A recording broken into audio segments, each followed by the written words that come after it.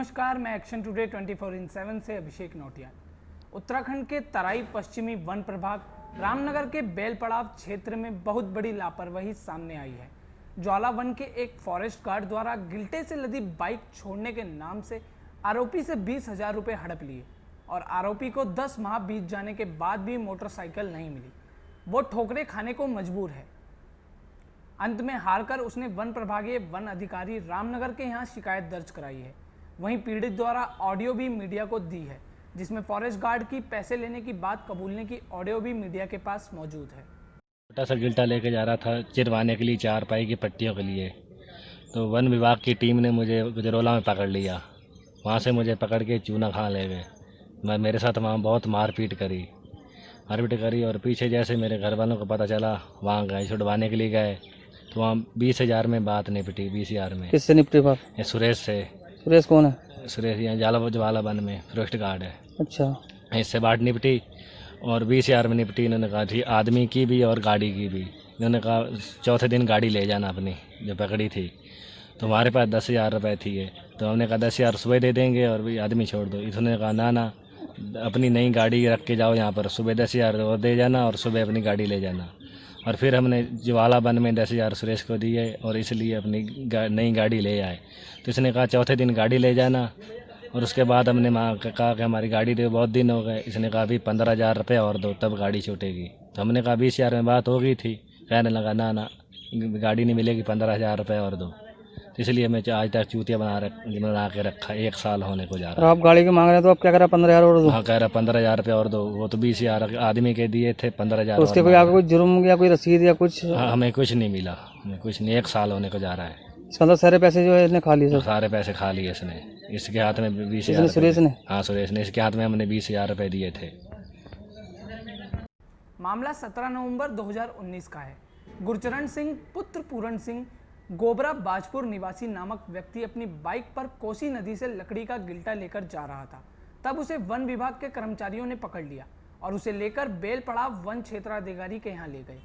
मौका पाकर सुरेश नामक फॉरेस्ट गार्ड ने 20,000 रुपये में बाइक और आरोपी को छोड़ने की बात की, जिसमें आरोपी के परिजनों ने 10,000 रुपये का इंतजाम तुरंत कर दिया।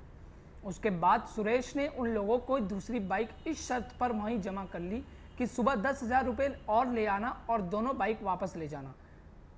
लेकिन आरोपी जब सुबह रुपये लेकर वहां पहुंचा तब उसे सिर्फ एक ही बाइक वापस मिली और उससे कहा गया कि आप बाइक छुड़ाने के लिए 15,000 का और इंतजाम करो, नहीं तो बाइक को भूल जाओ। जबकि आरोपी के अनुसार अभी तक इस मामले में कोई आरोप भी सिद्ध नहीं किया गया है। थक हारकर आरोपी ने प्रभागीय वन अधिकारी रामनगर के यहाँ अपनी शिकायत दर्ज कराकर फॉरेस्ट गार्ड के विरुद्ध कार्रवाई की मांग की है। जब प्रभागीय वन अधिकारी से मामले की जानकारी ली गई तब उनका कहना था कि ये मामला है सर, इसमें थोड़ा सा जी, ये प्रकरण आपके द्वारा ही मैं संज्ञान में लाया जा रहा है। हमारे संज्ञान में नहीं कि किस तरह कौन सी गाड़ी पकड़ी गई थी। तो अगर कोई इस तरह कंप्लेन अगर आई है तो कंप्लेन की जांच की जाएगी और अगर फॉरेस्ट गार्ड से कोई भी व्यक्ति जिम्मेदार पाया जाता है तो उसके अगेंस्ट नियमानुसार कार्रवाई की जाएगी।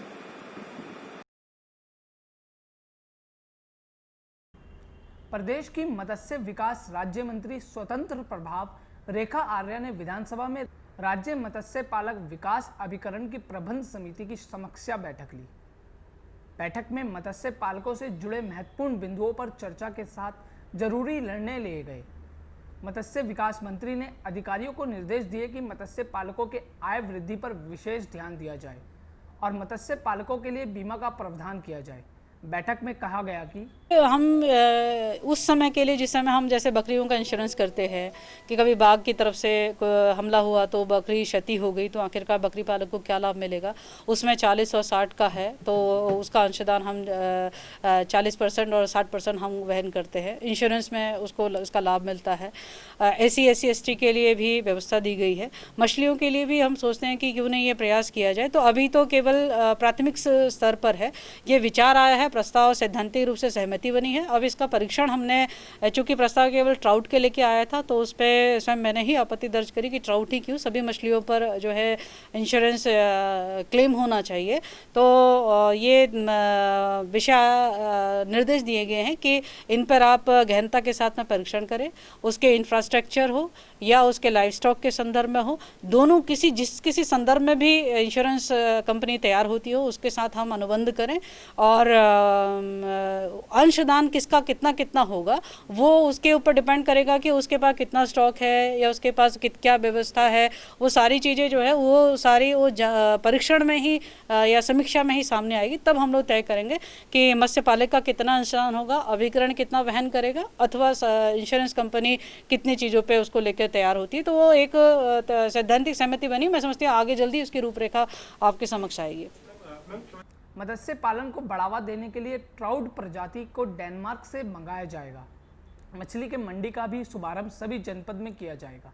इससे पूर्व उधम सिंह नगर, रुड़की में मत्स्य मंडी का संचालन किया जा रहा है। देहरादून, हरिद्वार सहित अन्य पहाड़ी जनपदों में भी इसका विस्तार किया जाएगा। मत्स्य अभिकरण के माध्यम से अच्छी क्वालिटी की फ्रेश मछली विभिन्न रेस्टोरेंट से सप्लाई भी की जाएगी। मसूरी पोस्ट ग्रेजुएट कॉलेज छात्र संघ ने प्रथम सेमेस्टर 2019 बीए, बीकॉम व बीएससी के छात्र छात्राओं से ली गई 1200 रुपये परीक्षा शुल्क छात्रों को वापस न दिए जाने को लेकर प्रधानाचार्य के माध्यम से कुल सचिव व परीक्षा नियंत्रक हेमवती नंदन बहुगुणा विश्वविद्यालय को ज्ञापन देकर शुल्क वापस करने की मांग की। इस मौके पर छात्र संघ ने विश्वविद्यालय का पुतला भी दहन किया। वापस करो, वापस करो, वापस जिंदाबाद, जिंदाबाद, जिंदाबाद, जिंदाबाद, जिंदाबाद, जिंदाबाद, जिंदाबाद, जिंदाबाद। इस मौके पर प्रधानाचार्य डॉक्टर सुनील पवार ने कहा, हाँ, इनका जो है विश्वविद्यालय द्वारा पिछली बार बीए फर्स्ट सेमेस्टर और एमए फर्स्ट सेमेस्टर का कुछ पैसा ज़्यादा लिया गया था, और विश्वविद्यालय में जो है विश्वविद्यालय को हम इससे अवगत करा देते हैं कि हमारे महाविद्यालय के इतने छात्रों का पैसा वापस किया जाना है, और महाविद्यालय इनकी मांग को पूरा करने का प्रयास करेगा। उत्तराखंड कांग्रेस ने राज्य के विभिन्न मुद्दों को लेकर प्रदेश सरकार को घेरने के लिए चरणबद्ध आंदोलन का ऐलान किया है, जिसके तहत बेरोजगारी, किसान, देवस्थानम बोर्ड समेत विभिन्न विषयों को लेकर प्रदेश सरकार के खिलाफ प्रदर्शन किया जाएगा। कांग्रेस प्रदेश अध्यक्ष प्रीतम सिंह ने बताया कि कांग्रेस ने तमाम ब्लॉक अध्यक्षों को ये निर्देशित किया है कि हर ब्लॉक में जो है बेरोजगारी को लेकर के कम से कम 40 और 50 लोग जो है सोशल डिस्टेंसिंग का पालन करते हुए धरना देने का काम। तो ये हमने 12 सितंबर को रखा है, और 23 सितंबर को विधानसभा का सत्र प्रारंभ है।